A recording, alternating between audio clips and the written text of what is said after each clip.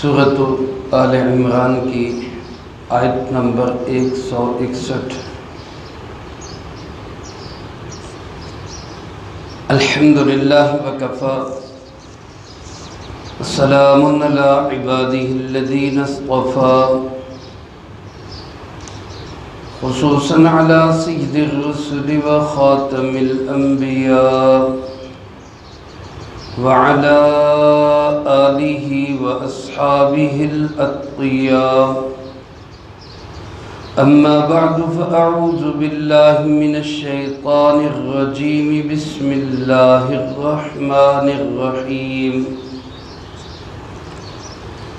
وما كان لنبي أن يغل ومن يغلل يأت بما غل يوم القيامة ثم توفى كل نفس ما كسبت وهم لا يظلمون۔ وما كان لنبي أن يغل، اور قطعاً روا نہیں کسی بھی نبی علیہ السلام کے لیے ان یغل، کہ وہ مال غنیمت میں خیانت کرے، ومن یغلل، اور جو کوئی مال غنیمت میں خیانت کرے گا، یأتی بما غل یوم القیامہ، وہ جو اس نے خیانت کی ہوگی اس کو لے کر آئے گا قیامت کے دن۔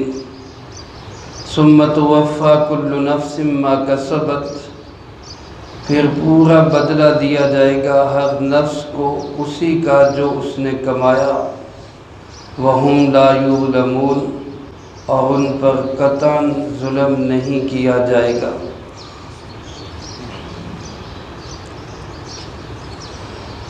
اس سے پہلی آیات مبارکہ میں غزوہ احد کے واقعات کے تناظر میں اللہ رب العالمین نے اس بات کو واضح کیا کہ پیارے آقا جناب محمد کریم خاتم النبیین، سب کہہ دیں صلی اللہ علیہ وآلہ وسلم، نرم مزاج ہیں، انتہائی نرم طبیعت ہے اور رحمت ہی رحمت ہے۔ اس آیت مبارکہ میں اللہ پاک نے غزوہ بدر کے ایک واقعہ کے تناظر میں یہ بات واضح کی کہ اللہ کے نبی علیہ السلام خیانت کرنے والے نہیں ہوتے، بلکہ وہ انتہائی امانت دار، سچے، صادق اور امین ہوتے۔ ہمارے پیارے آقا جناب محمد کریم صلی اللہ علیہ وآلہ وسلم کو تو دشمن بھی صادق اور امین کہا کرتے تھے۔ ہجرت کے موقع پہ جب کافر آپ کو قتل کرنے کے در پہ اور آپ کے گھر کا گھیرا کیے ہوئے، محاصرہ کیے ہوئے تھے، انہی کافروں کی امانتیں سرکار دو عالم صلی اللہ علیہ وسلم کے پاس رکھی ہوئی تھی، اور آپ ہجرت کر کے جا رہے ہیں، حضرت علی کرم اللہ وجہہ کو وہ امانتیں دے کے جا رہے ہیں کہ ان دشمنوں کی امانتیں ان کو واپس لوٹا دیں۔ اس سے بڑی امانت، دیانت، صداقت کی اور کیا دلیل ہو سکتی ہے؟ بدر کے میدان میں جب مال غنیمت اکٹھا ہوا تو اس میں ایک چادر نہیں مل رہی تھی۔ کسی نے یہ کہہ دیا کہ یہ چادر نبی کریم صلی اللہ علیہ وسلم نے اپنے لیے رکھ لی۔ مال غنیمت کا اصول یہ ہوتا ہے کہ وقت کا امیر، سپہ سالار لشکر سب ایک جگہ جمع کر کے اس کو مجاہدین میں ان کے حصوں کے مطابق تقسیم کرتا ہے۔ جس مجاہد کا جتنا حصہ بن رہا ہوتا ہے وہ وقت کا سپہ سالار ان میں تقسیم کرتا ہے۔ اب وہ جو چادر مل نہیں رہی تو اگر تو کسی منافق نے یہ بات کہہ دی کہ حضور نے رکھ لی، یعنی کہ یہ بہت بڑی خیانت ہے، تو منافق تو تھے ہی نبی کریم صلی اللہ علیہ وسلم کے دشمن اور آپ پہ الزام لگانے والے. اور اگر کسی مسلمان نے نہ سمجھی میں یہ بات کر دی تو انہوں نے یہ سمجھ کر اس ذہن سے کہہ دیا ہوگا کہ چونکہ آپ امیر ہیں، سربراہ مملکت ہیں، سپہ سالار لشکر ہیں، شاید آپ کا حق ہوگا، آپ رکھ سکتے ہوں گے. حالانکہ نہ آپ صلی اللہ علیہ وسلم نے وہ چادر رکھی، نہ آپ کے پاس وہ چادر تھی. لیکن اللہ پاک نے اسی بات کو واضح کرتے ہوئے فرمایا کہ کوئی اللہ کا نبی بھی مال غنیمت میں خیانت نہیں کرتا.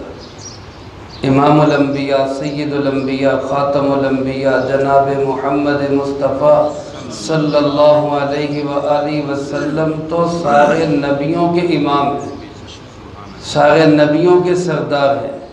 آپ کیسے مال غنیمت میں خیانت کر سکتے ہیں؟ یہ تو ایک عام مسلمان کے لیے بھی روا نہیں بلکہ بہت بڑا گناہ ہے، بہت بڑا جرم ہے. علماء نے لکھا ہے کہ مال غنیمت میں خیانت یہ کبیرہ گناہ ہے. اور مال غنیمت سے مراد صرف مال غنیمت ہی نہیں بلکہ کوئی بھی اجتماعی مال، اس میں خیانت کرنا یہ کبیرہ گناہ ہے. اجتماعی مال مثال کے طور پہ حکومت کا مال ہے، اجتماعی مال مثال کے طور پہ مسجد یا مدرسے کا مال ہے، اجتماعی مال مثال کے طور پہ کسی بھی وقف چیز کا مال ہے جس کو لوگوں نے رفاہ عامہ کے لیے، پبلک کے لیے، سب لوگوں کے لیے وقف کیا ہو.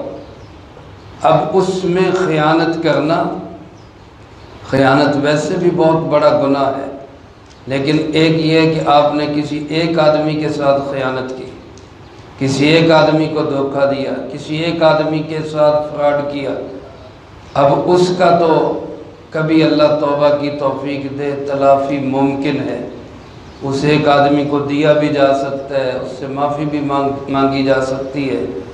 لیکن اب کوئی ایسا مال جس میں سینکڑوں ہزاروں لوگوں کا حق ہو، مثلا مسجد کا مال ہے، کسی ایک آدمی کا مال نہیں ہے، پبلک کا مال ہے، اس میں سینکڑوں ہزاروں لوگوں کا حق ہے. مدرسے کا مال ہے، اس میں سینکڑوں ہزاروں لوگوں کا حق ہے. اب اگر اس میں بال برابر بھی خیانت کرتا ہے تو قیامت کے دن اس کا بھگتان کرنا پڑے گا. حکومت کا مال ہے، لاکھوں کروڑوں انسانوں کو اس سے حق متعلق ہے، اس میں ذرا سی کرپشن بھی کرے گا، ایک آدمی کے ساتھ نہیں کر رہا، کروڑوں آدمیوں کے ساتھ کر رہا ہے. سرکار دو عالم صلی اللہ علیہ وسلم نے ایک دفعہ مال غنیمت تقسیم کیا تو تقسیم کے بعد ایک شخص ایک دھاگے کا پنہ لے کر آیا، تھوڑا سا دھاگا مال غنیمت کے طور پہ ملا، وہ اس کو لے کے آ گیا. کہنے لگا جی پہلے میں نے یہ رکھ لیا تھا، چرا لیا تھا، اب مجھے احساس ہوا کہ یہ تو میرا نہیں ہے، مجاہدین کا ہے، لہٰذا میں آپ کو دینے کے لیے آیا. تو رحمت کائنات، رحمت للعالمین، شفیق نبی، کریم نبی، اللہ کے محبوب صلی اللہ علیہ وسلم کیا فرما رہے؟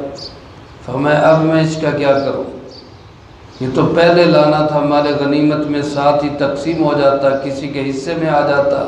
اب تو مال غنیمت تقسیم ہو چکا ہے، اب میں اس پنے کا کیا کروں؟ اب میں کیسے اس کو کاٹ کاٹ کے مجاہدین میں بانٹوں؟ اب اس کو لے جاؤ، قیامت کے دن لے کے آنا، وہیں اللہ کے دربار میں فیصلہ ہوگا. کتنی سخت بات ہے، آج ہم سوچتے نہیں ہیں، ہمارے حکمران اس پہ غور نہیں کرتے، ہمارے حضرات اس کو سوچتے نہیں ہیں کہ ہم نے آخرت میں اللہ کے سامنے بھی پیش ہونا. آپ کے ایک خادم تھے، کرکرا ان کا نام تھا. میدان جنگ میں انہوں نے بڑی جان فشانی سے لڑے وہ، اور بڑی انہوں نے قربانی کے ساتھ جہاد میں حصہ لیا، اور پھر وہ مارے بھی گئے جہاد میں.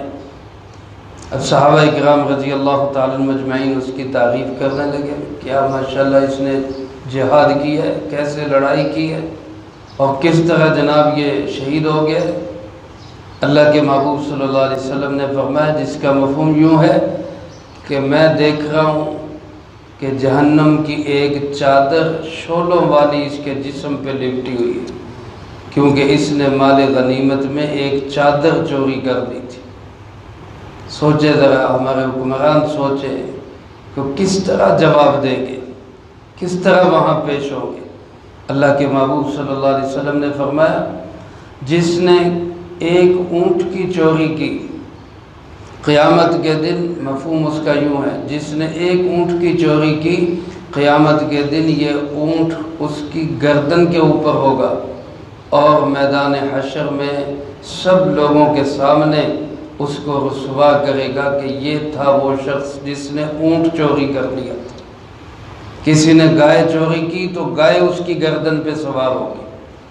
فرمایا کسی نے کسی کی 1 انچ زمین دبائی، مفہوماً عرض کر رہا ہوں کہ 7 زمینوں تک اس زمین کو اکھاڑ کر اس کے گلے کا توق بنا کے قیامت کے دن سب کے سامنے اس کو لایا جائے گا کہ یہ وہ شخص ہے جس نے اس کی زمین دبائی تھی۔ ذرا سوچے کتنی رسوائی ہوگی، کتنی ذلت ہوگی۔ فرمایا لوگ اس وقت تمنا کریں گے کہ کاش ہمیں جہنم میں ڈال دیا جائے، حشر کی اس رسوائی سے ہمیں بچا لیا جائے۔ آج میرے عزیز دوستو، ہم اپنی زندگی کو صاف ستھرا رکھیں، کسی کے ساتھ خیانت نہ کریں، کسی کے حق کو نہ دبائیں، بالخصوص جو اجتماعی مال کے ذمہ دار ہیں کسی بھی شکل میں، ان کو بہت محتاط زندگی گزارنی چاہیے، بہت احتیاط کے ساتھ۔ اللہ ہم سب کو خیانت سے محفوظ رکھے۔ اللہ پاک فرماتے ہیں وَمَن يَغْلُلْ، جس نے خیانت کی، یَأْتِ بِمَا غَلَّ يَوْمَ الْقِیَامَةِ، جو خیانت کی ہوگی وہ اس کو قیامت کے دن اٹھا کے لائے گا، اپنے سروں پہ لے کے آئے گا۔ پلازوں کو ہڑپ کرنے والے، زمینوں جائیدادوں کو ہڑپ کرنے والے، کروڑوں کی زمینیں کوڑیوں کے مول خریدنے والے، ذرا سوچیں کس طرح بارگاہ خداوندی میں جواب دیں گے، کیسے وہاں حساب ہوگا۔ اللہ پاک فرماتے ثم توفی کل نفس، پھر ہر نفس کو پورا بدلہ دیا جائے گا، ما کسبت، جو اس نے کمایا۔ سب دودھ کا دودھ، پانی کا پانی ہوگا، ایک ایک چیز کا وہاں پہ حساب ہوگا سب کو، اور پورا بدلہ دیا جائے گا۔ اللہ پاک فرماتے وَهُمْ لَا يُظْلَمُونَ، قطعی طور پر رتی بھر بھی کسی پہ کوئی ظلم نہیں کیا جائے گا۔ نہ ایسا ہوگا کہ کسی نے کچھ کیا نہ ہو اس کے ذمہ لگا دیا گیا ہو، اور نہ ایسا ہوگا کہ کیا ہو اور اس کو چھوڑ دیا جائے، ایسا بھی نہیں ہوگا۔ ہر ایک کا وہاں پہ حساب ہوگا، بالخصوص ان چیزوں کا حساب، ایک ایک چیز کا حساب ہوگا جس کا تعلق بندوں کے حقوق کے ساتھ ہے۔ اللہ پاک اپنا حق معاف کر دیں گے، لیکن جو بندوں کے حقوق ہیں جب تک بندے معاف نہیں کریں گے اللہ بھی معاف نہیں کرے گا۔ اس لیے یہ بہت اہم اور بہت ضروری ہے، جس کو آج ہم معمولی سمجھتے ہیں، خیر ہے کوئی مسئلہ نہیں۔ اللہ ہم سب کو کسی بھی طرح کی خیانت سے، بددیانتی سے، فراڈ سے اللہ ہماری حفاظت فرمائے، اور دنیا آخرت کی ذلت و رسوائی سے ہم سب کو اللہ محفوظ فرمائے۔ جو کہا سنا اس کو زندگی میں لا کے دوسروں تک پہنچانے کی توفیق عطا فرمائے۔ اللہم انت السلام و منک السلام، تبارکت ربنا و تعالیت یا ذا الجلال والاکرام۔ اللہم اعنا علی ذکرک و شکرک و حسن عبادتک، اللہم اعنا علی ذکرک و شکرک و حسن عبادتک۔ اللہم لا مانع لما اعطیت ولا معطی لما منعت ولا ينفع ذا الجد منک الجد۔ اللہم ربنا ظلمنا انفسنا وإن لم تغفر لنا وترحمنا لنكونن من الخاسرین۔ اللہم طہر قلوبنا من النفاق وأعمالنا من الرياء وألسنتنا من الكذب وعيوننا من الخيانة فإنك تعلم خائنة الأعين وما تخفي الصدور. اللهم ربنا آتنا في الدنيا حسنة وفي الآخرة حسنة وقنا عذاب النار. رب ارحمهما كما ربياني صغيرا. اللهم ربنا هب لنا من أزواجنا وذرياتنا قرة أعين